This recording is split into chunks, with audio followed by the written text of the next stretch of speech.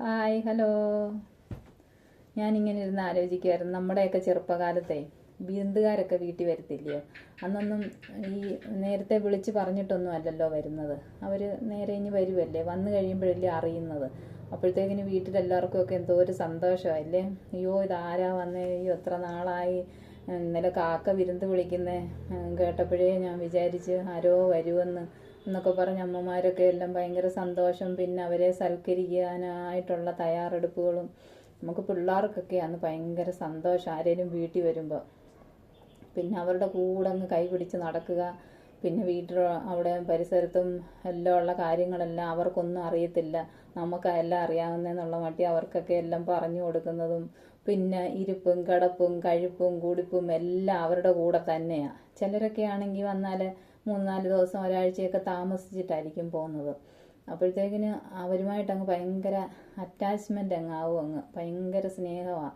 പിന്നെ ഒരാഴ്ചയൊക്കെ ആകുമ്പോഴത്തേന് അവർ തലേദിവസം പോകുന്ന കാര്യമൊക്കെ പറയുമ്പോഴത്തേക്കിന് നമുക്ക് ഭയങ്കര വിഷമമാണ്. അവരെ ഇങ്ങനെ പുറകിന് നടക്കും, നാളെ പോകണ്ട നാളെ പോകണ്ട, ഒരു ദിവസം കൂടെ കഴിഞ്ഞ് പോയാൽ മതി എന്നൊക്കെ പറഞ്ഞുകൊണ്ട്. അതൊക്കെ ഇപ്പം ഏത് പ്രായത്തിലുള്ളവരായാലും, ഇപ്പം നമ്മുടെ പ്രായമാണെങ്കിലും നമ്മളെക്കാൾ മൂത്തവരായാലും പിന്നെ വല്യപ്പന്മാരായാലും ആണായാലും പെണ്ണായാലും വല്യമ്മച്ചിമാരായാലും ഒന്നും ഒരു പ്രശ്നമല്ല. ആരെങ്കിലും ഒന്ന് വന്ന് കിട്ടിയാൽ മതി.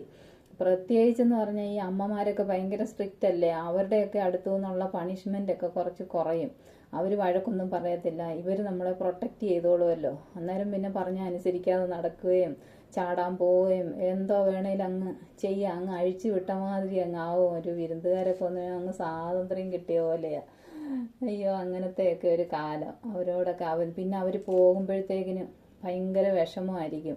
അന്നേരം അങ്ങ് കരയുകയൊക്കെ ചെയ്യും അവർ പോകുന്ന സമയമാകുമ്പോഴത്തേക്കിന്. പിന്നെ പോയി കഴിഞ്ഞാലും കുറേ നേരം ഭയങ്കര മൂഡ് ഓഫ് ആയിട്ടൊക്കെ ഇരിക്കുകയും അവർക്കും ഒരു വിഷമമാണ് പോകുമ്പോൾ. അയ്യോ കൊച്ചുങ്ങളെ എന്തൊരു സ്നേഹമാണ്. ആ കൊച്ചായിരിക്കുമ്പോഴേ ഉള്ളേ, വലുതായി വലുതായി നമ്മളും ജീവിതത്തിലേക്ക് കടന്നു കഴിയുമ്പോൾ നമ്മുടെ ആ ഒരു ഇതൊക്കെ അങ്ങ് മാറും.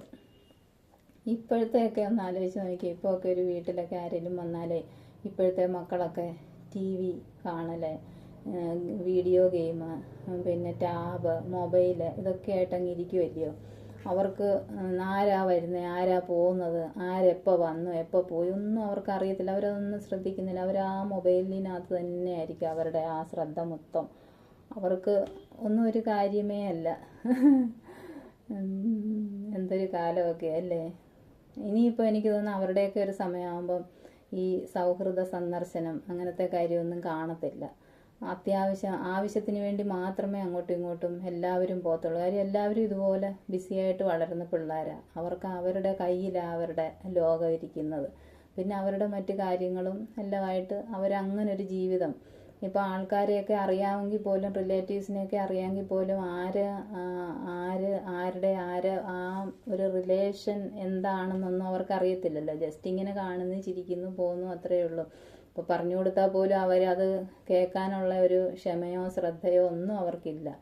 അങ്ങനെയൊക്കെ ആയി വരുമ്പോഴത്തേക്കിന് അവർക്ക് ഇങ്ങനെ ആൾക്കാർ ചെല്ലുമ്പോൾ ഒക്കെ അവരും ഭയങ്കര ബിസി ആയിരിക്കും. ചെല്ലുന്നവർക്കും ഇനിയിപ്പോൾ പണ്ടത്തെ കാലം പോലെ അങ്ങനെ വല്ലപ്പോഴും കയറി വരുന്ന ഒരമ്മാവനോ ഒരു കുഞ്ഞമ്മയോ ഒരമ്മാവിയോ ഒരു കൊച്ചാട്ടനോ അങ്ങനത്തെ ആൾക്കാരൊന്നും കാണത്തില്ല. എല്ലാവരും അത്യാവശ്യത്തിന് വേണ്ടി മാത്രം പോകും. ഇവരുടെയൊക്കെ സമയമാകുമ്പോൾ എനിക്ക് തോന്നുന്നു ഈ പിന്നെ അപ്പോയിൻമെൻ്റ് ഒക്കെ എടുത്തിട്ടായിരിക്കും പോകേണ്ടി വരുന്നത്. ഒരു വീട്ടിലെ എന്തെങ്കിലും ഒരു ആവശ്യത്തിന്, ഇപ്പോൾ ഈ ജപ്പാൻ പോലുള്ള രാജ്യത്തൊക്കെ കാണത്തില്ല, എന്താവശ്യത്തിന് ആർക്ക് എവിടെ പോകണമെങ്കിലും ആരുടെ വീട്ടിൽ പോകണമെങ്കിലും ഒരു അപ്പോയിൻമെൻ്റ് എടുത്തിട്ടേ അവർക്ക് പോകാൻ പറ്റത്തുള്ളൂ. നമ്മുടെ നാട്ടിലെ പോലെ ഡയറക്റ്റ് ഒന്നും എങ്ങും കയറി ഒരു വീട്ടിലൊന്നും കയറി ചെല്ലാൻ പറ്റത്തില്ല. നമ്മുടെ നാട്ടിലൊക്കെ യഥാർത്ഥത്തിൽ ഇപ്പോഴേ അത് കൊണ്ടുവരണമെന്നാണ് എനിക്ക് തോന്നുന്നത്. അങ്ങനെയാണെന്നുണ്ടെങ്കിൽ നമ്മുടെ വീടുകളിലൊക്കെ ഈ അനാവശ്യമായിട്ടൊന്നും ആരും കയറി വരത്തില്ല. ഈ ഓരോ സാധനങ്ങൾ വിൽക്കാനുള്ളവരെ, പിന്നെ പിരിവുകാരെ, ഭിക്ഷ യാചിച്ച് വരുന്നവരെ, പിന്നെ അങ്ങനെയൊക്കെ കുറേ ആൾക്കാരൊക്കെ ഇല്ലേ ഈ അനാഥാശ്രമത്തിൽ നിന്നൊക്കെ വരുന്നത്. അതിനകത്ത് നല്ലതുമുണ്ട് ഫേക്കായിട്ടുള്ളതുമുണ്ട്. നമുക്കറിയത്തില്ലല്ലോ വരുന്ന ആരാണെന്നും എന്തുവെന്നും. പിന്നെ നമ്മളത് അന്വേഷിക്കാനും തിരക്കാനും ഫോൺ നമ്പർ മേടിക്കാനും വിളിച്ച് തിരക്കാനും ഒക്കെ ഇരിക്കണം. അതേസമയം അപ്പോയിൻമെൻ്റ് ഒക്കെ എടുത്തിട്ട് വരുവാണെങ്കിൽ ഇങ്ങനെയൊന്നുമുള്ള ഇതൊക്കെ അങ്ങ് ഒരുപാട് ഒഴിവാക്കാം. ഇങ്ങനെയൊക്കെ ഉള്ളത് വരുമ്പോഴാണല്ലോ കൂടുതലും ഈ ഓരോ വീടുകളിലൊക്കെ കയറി ഓരോ പൊടിയൊക്കെ ഇട്ട് മയക്കി ആൾക്കാരെ ഈ കവർച്ചയും അങ്ങനെയൊക്കെ ചെയ്തിട്ട് പോകുന്നതും, പിന്നെ പല പല പ്രശ്നങ്ങളുണ്ടല്ലോ, നല്ലതും ഉണ്ട് അഴുക്കും ഉണ്ട് എല്ലാത്തിലും. അപ്പോൾ ഇങ്ങനെയൊക്കെ ഉള്ള കാര്യങ്ങളൊക്കെ ഒഴിവാക്കാനൊക്കെ നമ്മുടെയൊക്കെ നാട്ടിൽ ഇപ്പോഴേ അതൊക്കെ വരുന്നതായിരിക്കും നല്ലത്.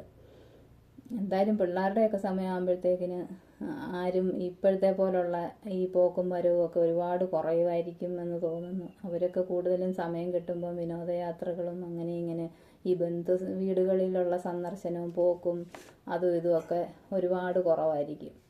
കാലമൊക്കെ എത്ര മാറിപ്പോകുന്നത് അല്ലേ. ഞാൻ അത്രയും ഓർത്തപ്പം പറഞ്ഞെന്നേ ഉള്ളു. ശരി എന്നാൽ ഓക്കേ.